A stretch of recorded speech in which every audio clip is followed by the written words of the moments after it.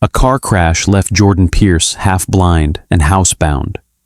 His wife, Alana, moved around him with gentle words and cold hands. One night, he heard unfamiliar footsteps cross their living room. Steady, confident, male.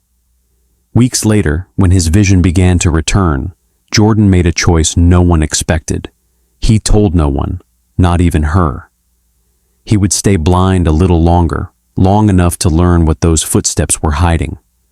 And when the truth finally opened its eyes, the light would fall on everyone. The first thing Jordan Pierce felt was heat pulsing behind his eyes, like someone had buried a furnace inside his skull and let it burn low and slow. Then came the beeping, steady, mechanical, and way too close. He tried opening his eyes, but all he found was a wash of gray and light, like fog behind a flashlight. The hospital smelled like bleach and plastic, a mix he hadn't missed since his mother's last ER shift years ago. "Mr. Pierce," a calm voice said, male, mid-40s maybe, with a practiced kind of patience. "You're at Mount Vernon General. You were in a car accident. Don't try to move yet." Jordan tried anyway. His arm shifted, tethered by wires. Something tugged near his collarbone. "Temporary blindness," the doctor continued. "Occipital swelling. No driving, no screens. Let your eyes rest." His eyes? That explained the dark. He stopped trying to see and listened instead. The monitor hummed at his side. Rubber soles squeaked once, then again. Someone jotted notes, fast, right-handed, pen tip tapping paper between strokes. To anyone else, it would have been noise. Jordan, though, had always listened harder than most, grew up that way. You didn't get far in a house like theirs unless you could read between words. The door clicked open. He caught the faint tap of designer heels before he registered the perfume. Jasmine and something sharper, probably new. Alana always rotated her scents based on mood or meetings, though he'd stopped trying to keep up with which was which. "Everything's fine, babe. Just heal." Her voice was soft, practiced. He reached for her hand, found air. "Just stopped by before my next call," she said, a buzz from her phone backing her up. "I'll be back later, okay?" The scent of her lingered longer than she did. Next came the cocoa butter and antiseptic. Gloria Pierce, his mother, had a smell that wrapped around you like a memory. She'd worn that same lotion since he was 10 and mixed it with whatever industrial cleaner they issued nurses back then. Even now, years after retirement, that smell stuck. "You always rush things, son."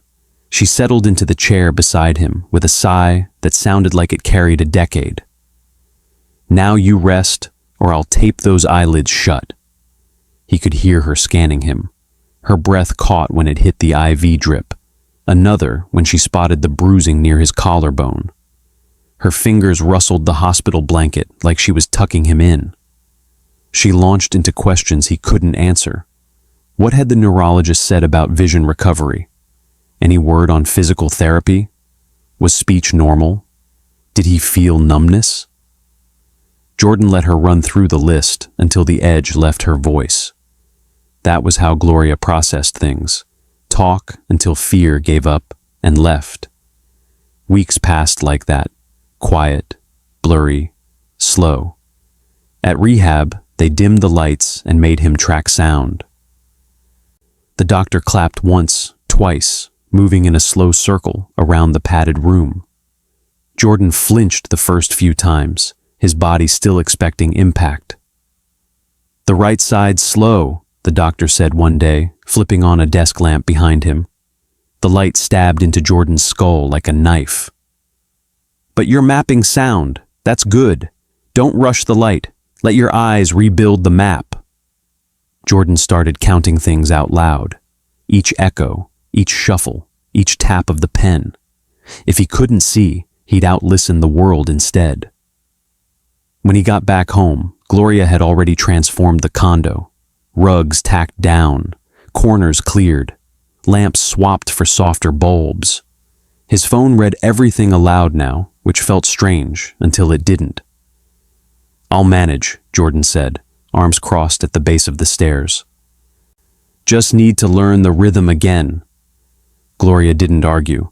She never did when he made that face, chin set, jaw locked, like his father used to do when money got tight. Still, home felt smaller now. The kitchen he used to cook in by feel suddenly felt like a hazard course. The shower needed a handrail. The living room, once his kingdom of speakers and screens, was now a museum of touch. He took slow laps, counting steps between objects until they landed right. The first crack came 3 nights in. Alana got home late, too late for the client meeting she'd mentioned, and Gloria, sitting at the kitchen table, didn't even try to hide the look. "Perfume's not yours, Alana," she said, low, like a statement, not a question. "It's a sample from work," Alana replied, tossing her coat over a chair. Jordan caught the change in air. The scent was heavier, more floral, not jasmine, something new. He said nothing, but he noticed the scratches near the smart lock the next morning. Fresh, like someone missed the code and keyed it manually. When Darius Cole called that afternoon, the sound of the office came through the phone like a slap. Keyboards clacking, someone laughing way off mic.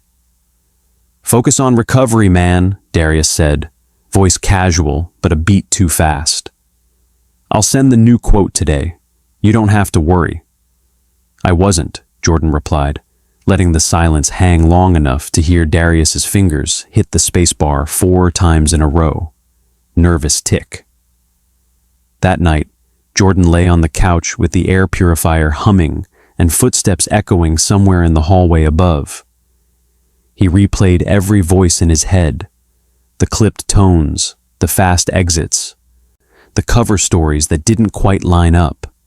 He couldn't see their faces, but he could hear everything, and he decided then that he'd trust that sound until sight returned. The world might be fog, but his ears worked just fine. Somewhere near the stairwell, a footstep fell too heavy. Not Gloria's, not Alana's.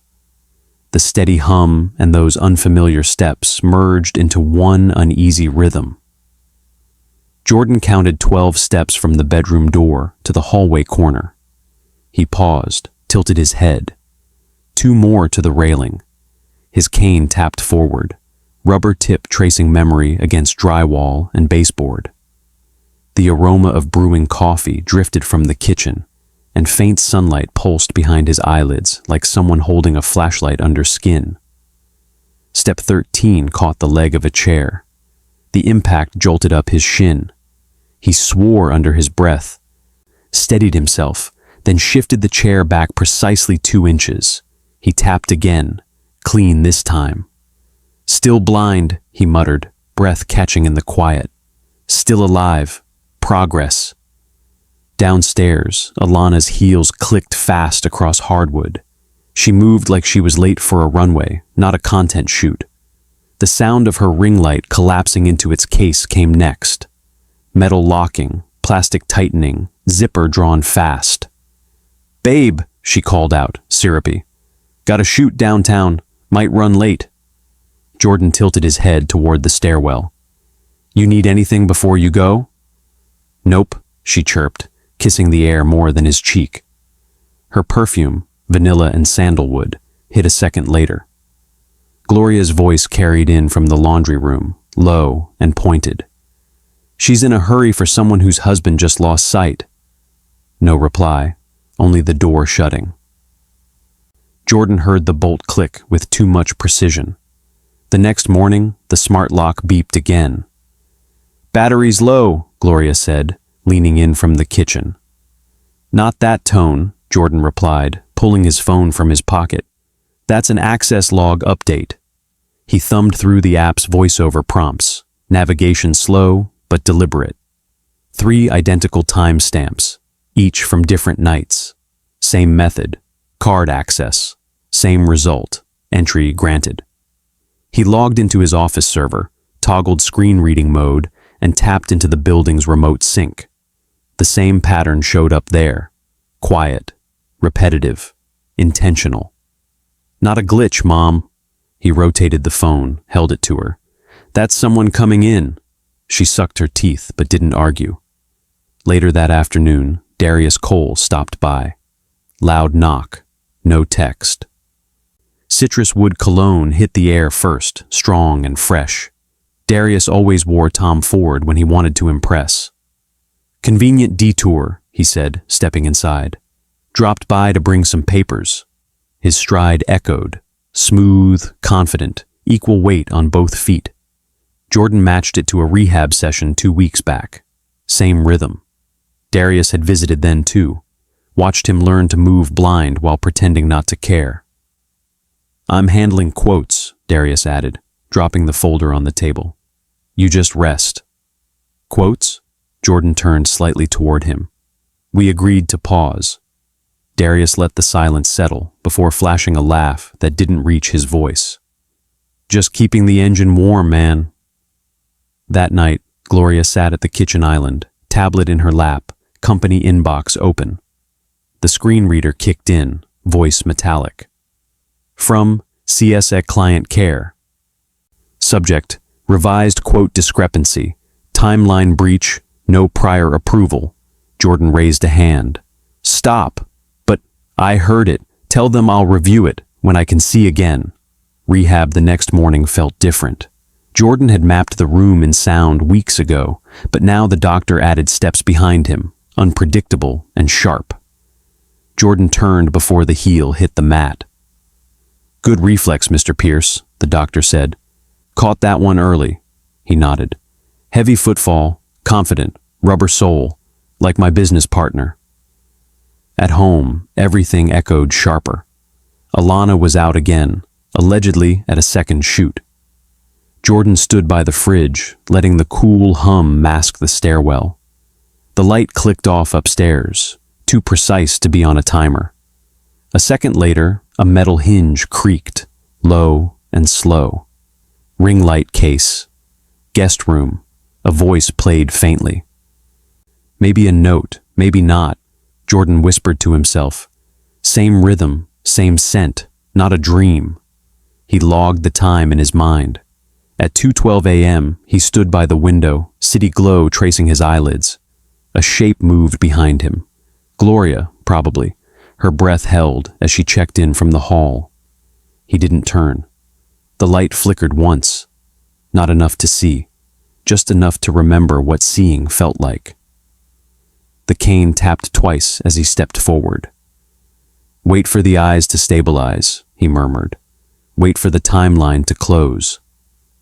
Below, headlights crossed the opposite building, flaring once across the room. Jordan didn't flinch. He turned toward the light, not to see, but to remember how seeing feels. Jordan sat at the kitchen counter with his laptop angled toward the printer, fingers tracing keys with methodical care. The screen reader ticked off lines in a mechanical monotone. Device names, IP addresses, connection durations. He'd triggered a full network diagnostic, running deep scans on every node in the house.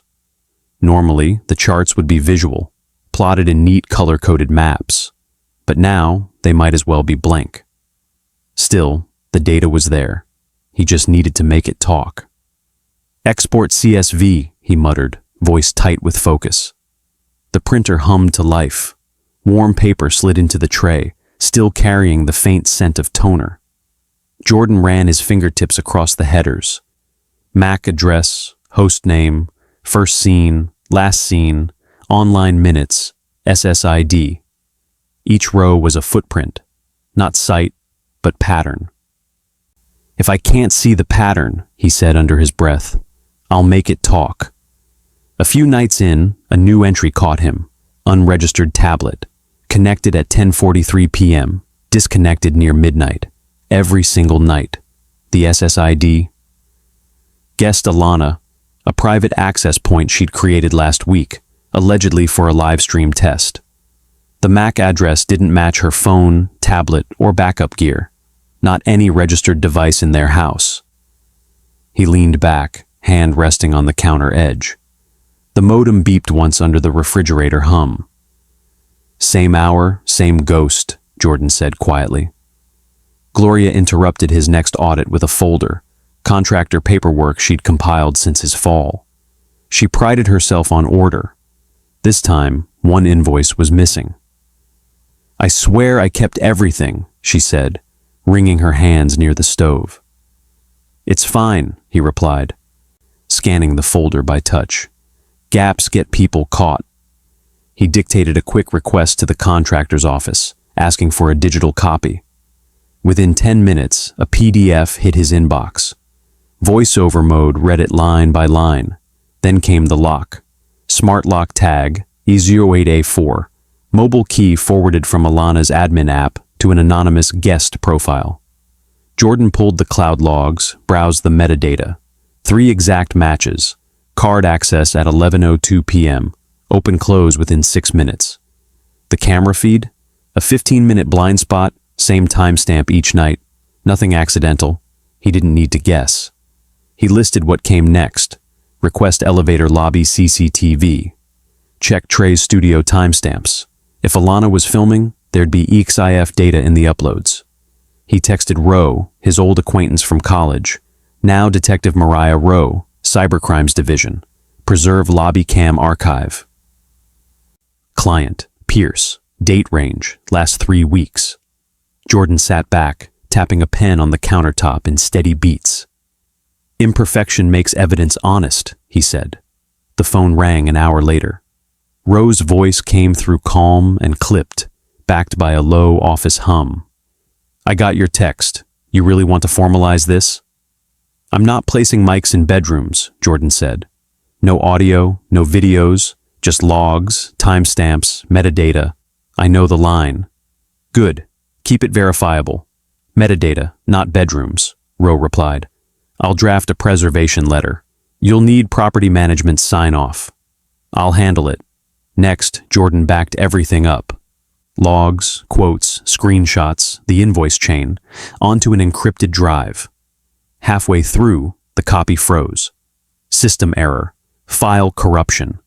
He swore once, calmly, then re-exported everything. Each folder renamed, versioned, date stamped. He labeled the drive Home Access Timeline.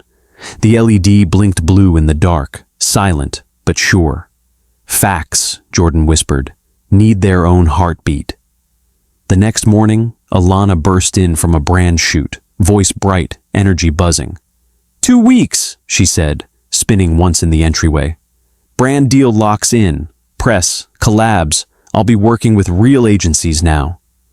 "Big step," Jordan said, lips half curved. "You ready?" 2 weeks and everything changes, she repeated, heading upstairs with a new camera bag. He nodded slowly, fingers resting on the edge of the table. "Yes," he said under his breath. "Everything." His 6-week neuro-check followed 2 days later. The doctor flashed lights behind an opaque grid. Jordan's left eye tracked well. The right lagged, still behind. "Vision's returning in waves," the doctor said. "We'll re-examine in 2 weeks. Limit blue light, absolutely no driving." Amber filters stayed. So did the public blindness. That night, Jordan drafted a post, seeing more each day. He stared at the words. His thumb hovered over post. Then he hit backspace. Wait for the eyes to stabilize. Wait for the timeline to close. The screen glow dimmed as he set the phone down. "Not yet," Jordan murmured. Upstairs, in the quiet of his office, he sealed the evidence drive labeled Rowe. The LED blinked once, slow and blue, then died. The alert came in just after midnight. Bank. Joint account withdrawal. 18,300 $300. Jordan sat up in bed. Kane leaned against the nightstand, phone cradled to his ear. Alana's voice was half asleep, half rehearsed. "It's for the shoot," she said. Rustling sheets on the guest room side. "Creative space, downtown, you knew." Printer Word 5 minutes later. The page slid out warm and stiff, toner still fresh. He traced the line twice with his thumb. 6-month rental, Jordan said quietly. Not a weekend shoot. 2 mornings later, Gloria stomped into the office, holding her phone like evidence in a courtroom. She posted this. Look. Jordan turned toward the sound. She held up the screen anyway. Mirror selfie, in that loft. You see the couch? That's ours, from the guest room. He didn't flinch. Save it. I screenshotted. Good, noise first, truth later. He opened the Post Saver app, routed through the original link, and archived the metadata. Embedded EXIF data, timestamp, geotag, all preserved. His phone vibrated under his hand. Screenshot backed up. Post vanished an hour later. In the office, Darius dropped by with his usual charm turned up too high. Client meeting went well, he said, tapping Jordan's shoulder before sitting. Want to hear a clip? He played it on his phone. Jordan listened. Sales pitch, casual banter. Then, just faintly behind the voices, a laugh. Alana's. Not a memory, not wishful, real. Jordan didn't react. Send me the raw file, all channels. Later that week, a new client emailed about a confusing, quote, mismatch. Darius blamed interns, deadlines, a formatting bug. Jordan said nothing, just wrote a clean response from their shared inbox and signed both names. Keyboard clacked like slow rain against the table. Clean trail, he said. Clean conscience. Roe arrived that Friday in a gray hoodie and jeans, radio off. Jordan introduced her at the door as a system security advisor. Nothing more. She nodded coolly, took a seat by the kitchen counter.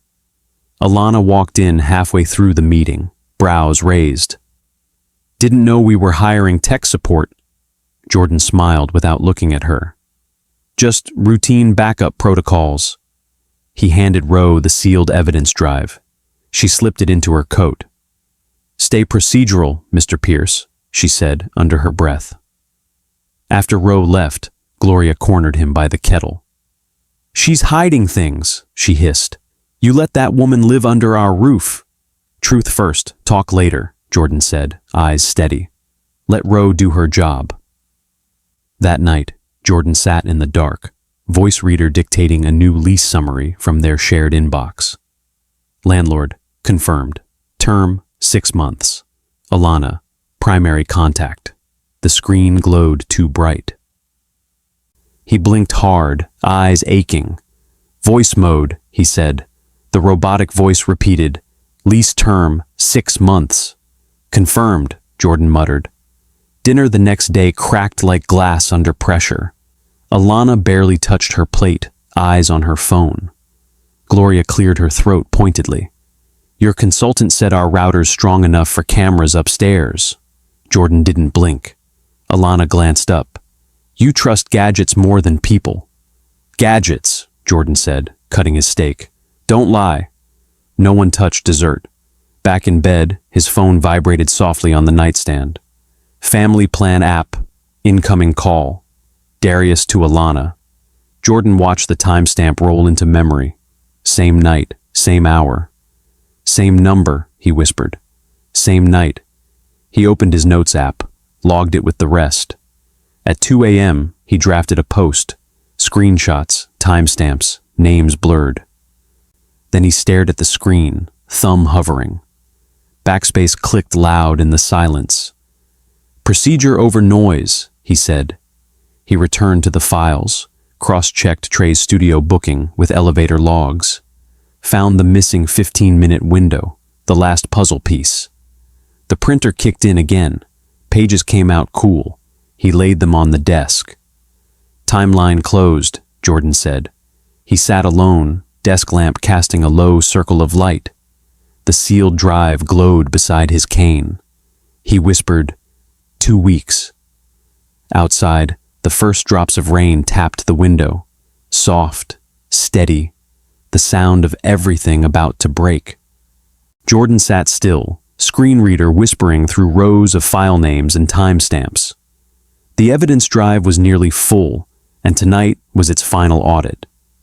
He re-exported the smart lock log, matched it to the guest SSID sessions and elevator activity. Then came the glitch. "Checksum mismatch," the voice read aloud. SHA-256 didn't lie. He froze. That meant corruption or alteration. It didn't matter which. Jordan pulled the source file again, exported fresh, ran a match. This time, the checksum aligned.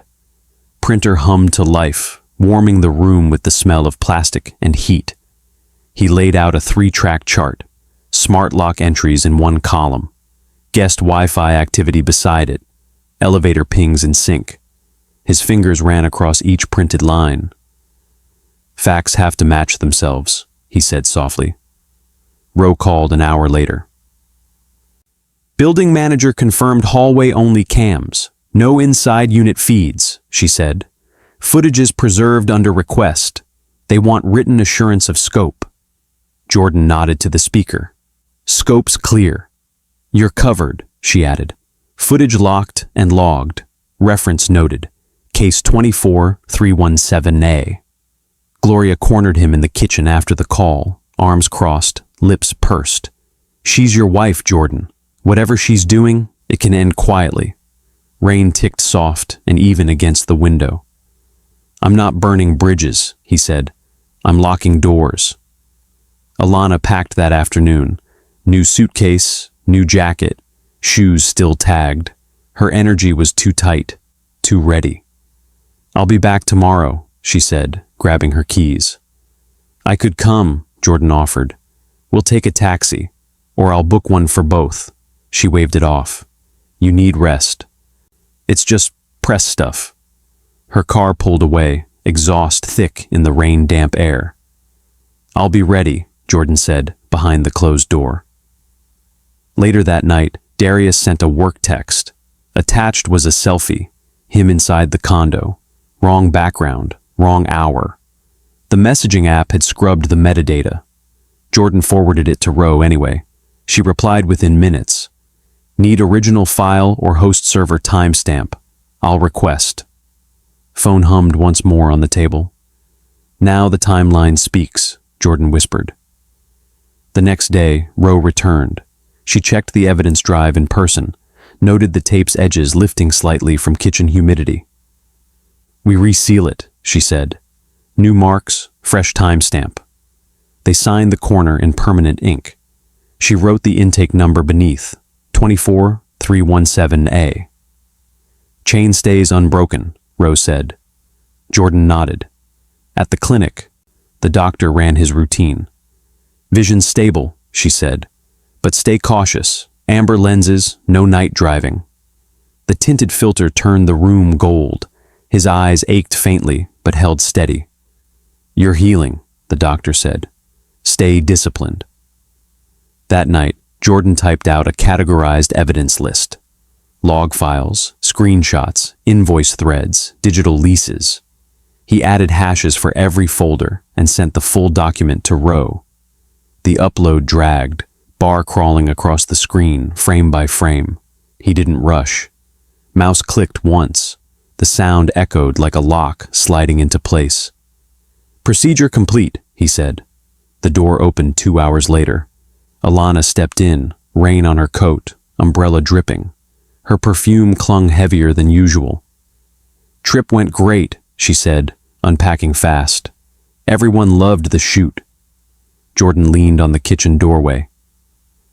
"I've got a meeting downtown tomorrow." She looked up. "Meeting about what?" He waited one beat. "About clarity." Her smile flickered, then returned too fast. At 7:12 a.m., Rose's message lit the phone. Interview 10 a.m., both parties notified. Jordan's pulse ticked in his throat. Still, his hand stayed steady. Coffee steamed nearby, anchoring him in the moment. "Facts go first," he said. Gloria drove them downtown. Rain smeared the windshield, visibility low.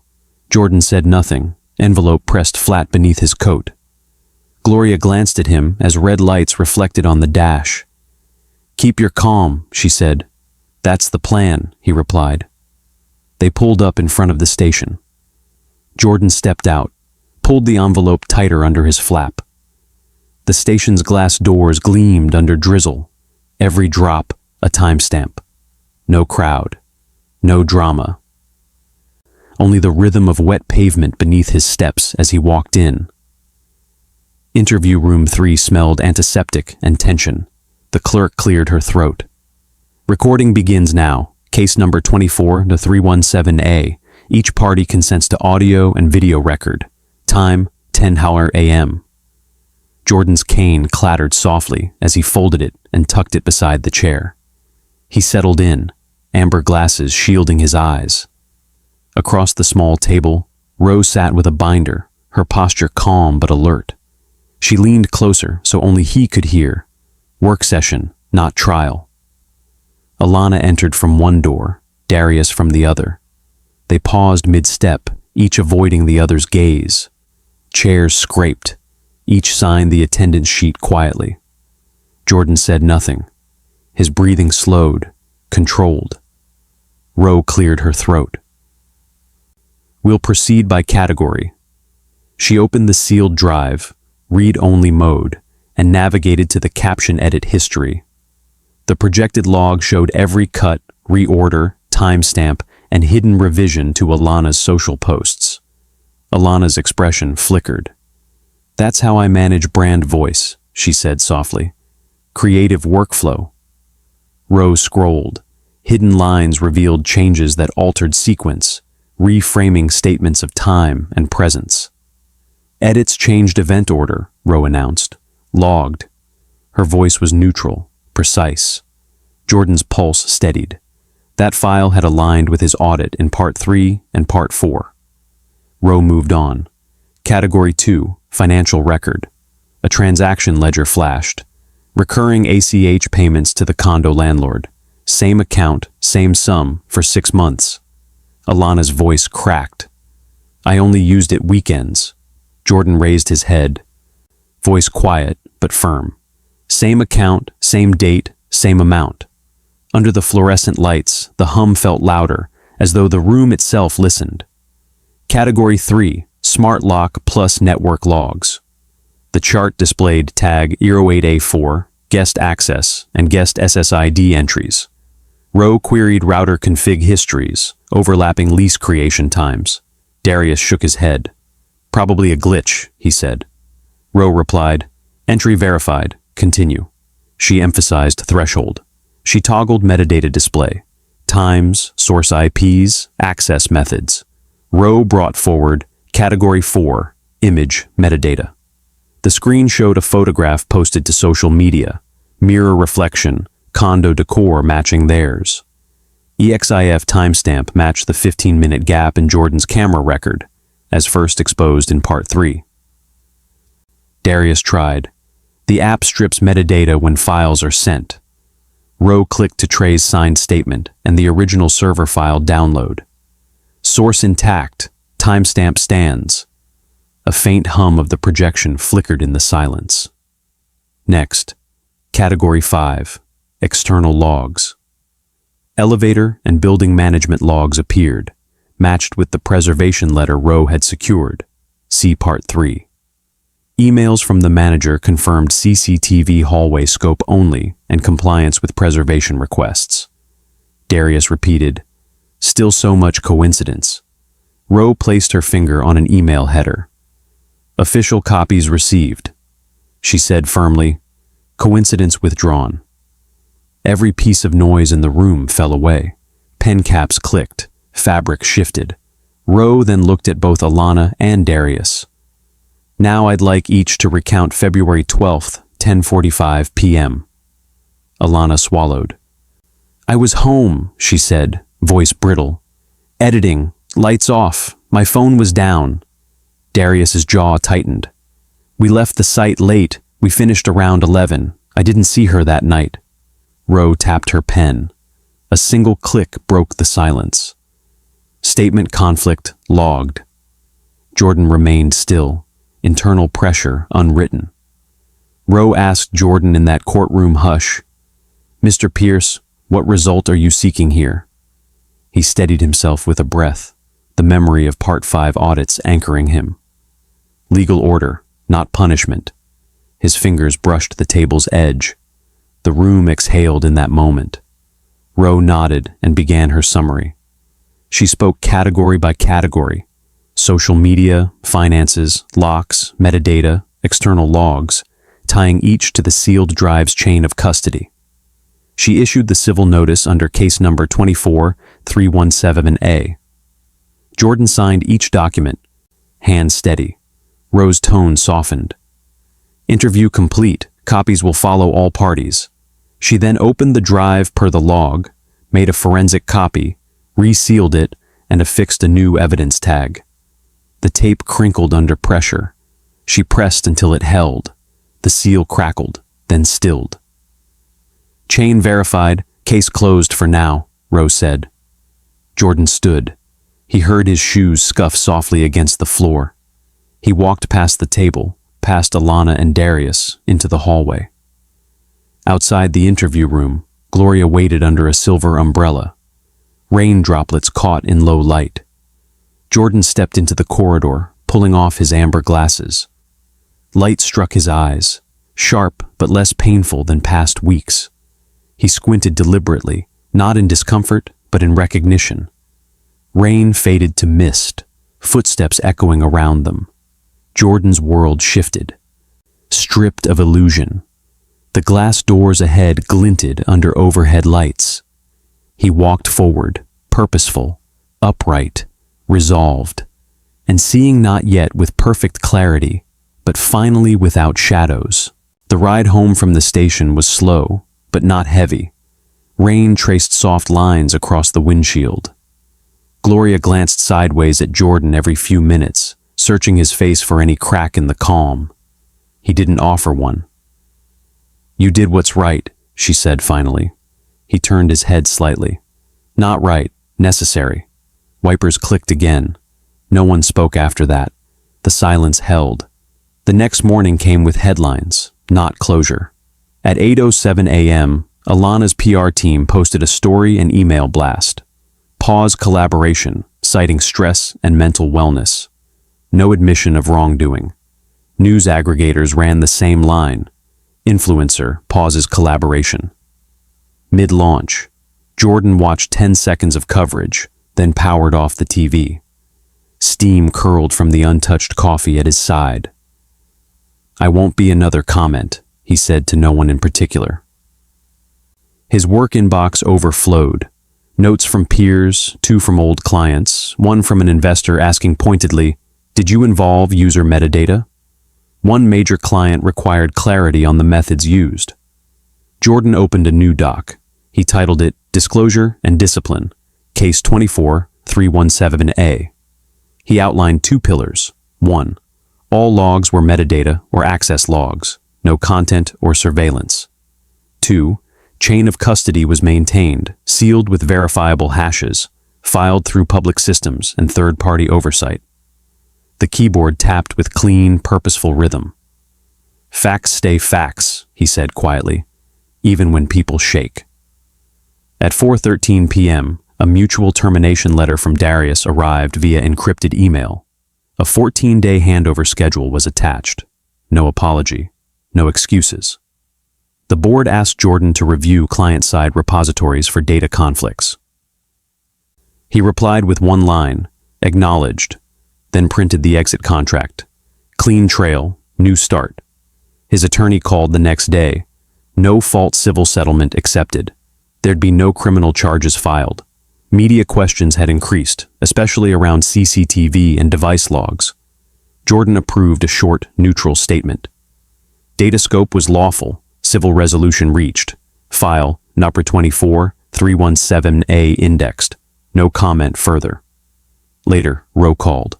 Her voice still carried that measured calm. "You kept discipline," she said. "That's rare." At his 6-week recheck, Jordan sat under the grid again. Bright flashes tested each quadrant. No edema. Recovery stable. "See slowly," the doctor said, lowering the lens. "Stay steady." Jordan nodded. No night drives, no shortcuts. The light halo that followed him out of the clinic felt softer than before. That evening, his phone buzzed. One new message, from Alana. Just 2 words. "I'm sorry." His thumb hovered over reply. He typed, "I know, hope you're okay." He read it twice, then hit delete. The draft blinked out. "Some closures don't need doors," he murmured. The next morning, he sat across from a therapist. She asked about anger, about forgiveness. "Still there," he said, "but not all the time." She asked if he thought forgiveness was possible. "Maybe," he said, "if I stop waiting for it to feel pure." The AC hummed gently above them. "I built systems to trust," he added, "not people. I'm learning again." Later that night, Gloria found him in the living room, adjusting the old air purifier they'd used in rehab. Same hum, same seat. "I missed it," she said softly. "The signs." He shook his head. "You heard what you couldn't see." She smiled a little. "And you saw what you didn't want to hear." He returned to the office on Monday. Dark mode interface, filtered glasses, voice-navigated UI. The brightness still strained at first, but the rhythm came back. "Light on my terms now," he said, stepping through the login. 1 week later, the building manager caught him in the lobby. "Appreciated how you handled that," the man said. "The CCTV, the paperwork, all above board." Jordan nodded. Online, trolls were less graceful. One thread mocked his blind detective act. Another accused him of fabricating drama for sympathy. He closed the app, logged out of everything, deleted 3 profiles. Silence is the best statement. Sunlight returned by the weekend. Jordan walked the edge of his yard at sunrise. No cane, no glasses. Vision steady now, but not perfect, and no longer expected to be. Leaves held water from the rain. Light split across them in fractured bands. He stood under the old oak tree, letting breath fill his chest without rush. He didn't need a verdict. He didn't need an apology. He needed this: space, rhythm, truth. His feet stilled. He closed his eyes and opened them to the day. 6 months had followed the crash, the silence, the steps in darkness, evidence chains, exposure, an uneasy peace. Now Jordan walked down the hospital corridor, warm light greeting him through glass windows. His cane leaned against the wall. The doctor stood at a desk, folder in hand, waiting. He paused before her. She looked up, eyes sharp. With a gentle nod, she signed the discharge page. "Full vision restored," she said, voice calm. Then after a quiet moment, "Though there's slight peripheral blur, that's normal now. Keep filters for comfort. Visual readaptation at your pace." She snapped the paper folder closed. The click resonated in his ears like a small door locking shut. He nodded. "Thank you." Outside, sunlight felt like music. He pulled on filtered glasses, but opted to leave them in his bag soon after, letting cautious clarity settle. As he walked out, he felt lighter. Morning came again, different now. Jordan laced his sneakers, stepped outside. The world greeted him, distant traffic, wind through leaves, joggers pacing past. He toggled his audio guidance app. A voice partnered him on route steps, turns, breathing rhythm. Crowds brushed past. He tuned them out, centering on his own footfalls. A runner dashed past too close, and Jordan's heart jumped. He steadied it. He synced breath to rhythm again. Inhale right, exhale left, footfall, step. "One beat at a time," he mouthed softly, letting the pavement splash steady him. Movement became ritual. Watching light, feeling rhythm, audio in tandem. He never pushed to perfect, just steady. Weeks later, he stood before a modest lecture hall. He was invited to give a guest workshop on cyber ethics and data responsibility. Students filled seats, smartphones ready. The projector light glowed ahead, casting a soft wash on the wall. He cleared his throat. "Thank you all for coming." The hum stilled. A hand rose. "How do you reconcile your case?" a student asked, voice hesitant. Jordan paused, measured. "In the home, boundaries are consent, scope, purpose. Let data serve safety, not revenge." He felt the weight of that. The room hummed as screens went dark. Then he added deeply, "Every system records truth. People choose what to see." Applause followed, soft and real. That afternoon, Gloria beckoned him into her greenhouse. Rain had stopped, but mist lingered. Glass panes dripped. Rows of leafy greens and herbs stood in neat pots. The funds from the settlement and the medical insurance covered the startup. It was their new project, a space of growth, of healing. He circulated pots. One plant drooped in too much light. He crouched, adjusting the shade cloth with slow care. Mint scent rose damp and cooling. Gloria watched. "Still protecting what can't speak," she said, voice soft. Jordan brushed soil from a leaf. "You heard what you couldn't see," he replied. He watched her eyes flicker. Pride, relief, affection. Later, Gloria produced a podcast clip sent by a friend. Alana was the guest, speaking quietly about truth, accountability, and rebuilding. Jordan's pulse shifted. He listened for a minute, eyes fixed on her tone, not the words. He reached out and turned off the audio. "She found her lesson too," he murmured. Days passed. Ro came again, briefcase in hand. She wore professional clothes now, serious. She handed over final closure docs. Case archived, files sealed, official closure. Paper fluttered. She mentioned a small administrative fee, which Jordan signed and paid immediately. The receipt tore with a clean line. Ro smiled. "Clean case, clean end." He nodded. "Thank you." Then came the old studio. He pushed open the door. Dust motes hung in slanting late light. Echoes of flashes, footsteps, ring light clicks. The walls felt empty. He touched the desk, fingerprint old, and reached for the ring light stored in a corner. He packed it into a box. The hinge clicked. He sealed it. "Light belongs to someone else now," he whispered, carrying it away. At work, he strategized a new project. Security systems designed for seniors, emphasizing dignity, not intrusion. He pitched it. Public speaking unsettled him, but purpose outweighed nerves. The screen cursor blinked. His fingers clicked. He opened his mouth and said, "I built walls once, now I'll build windows." That project became something of a mission. He met clients, visited homes, listened more than talked. Each demo anchored his resolve. In therapy, he sat quietly as the counselor asked, "What did you learn?" The silence stretched long. His palms rested on knees. He looked out the window. He answered softly, "Blindness wasn't punishment, it was a pause." Clock ticked slow and steady. The counselor nodded. "Then see forward." One dawn, he walked along the riverside path. No glasses, just morning. The water glistened. Fog curled over the surface. Birds lifted in flight. He stepped carefully through patches of glare.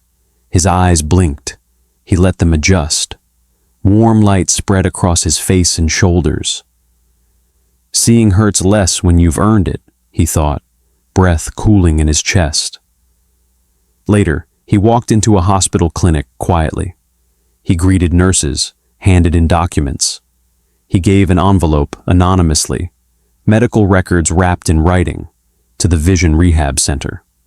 Funds followed keyed to scholarships for patients. A nurse asked if he wanted recognition. He shook his head. "I'm not asking." The envelope seal clicked solid. A few days later, he walked into his yard at sunset. Leaves glowed, wet with rain. No cane, no shield. He slowed to a halt in the golden light, chest open. He breathed the air, real, whole. He closed his eyes first, then opened them. The world looked ordinary again. Soft shadows, texture, color. Nothing perfect, nothing magical, but clear. And that, finally, was peace. The end. What would you have done if you were Jordan, when sight was gone, trust blurred, and every answer had to be heard, not seen? If you've ever had to rebuild after deception, or chart a path by instinct when clarity was lost, share your story below. Someone else might be standing in that same dark hallway right now. Please comment 1 if you liked the video, comment 0 if you didn't, and feel free to share why so I can keep improving the content for you. Hit subscribe so you don't miss the next story, and share this with someone who needs to hear it today. Your support means more than you know.